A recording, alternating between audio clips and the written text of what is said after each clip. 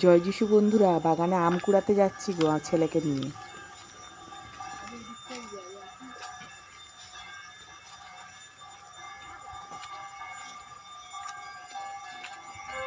ঘ্যাটকুল পাতা দেখো এখানটায়, এই পাতাটা দেখো ভর্তি।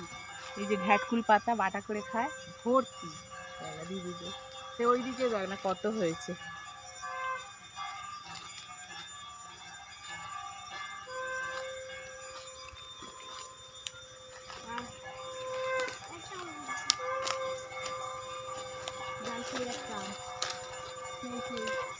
ভালো পাতাটা তুলবে না। আচ্ছা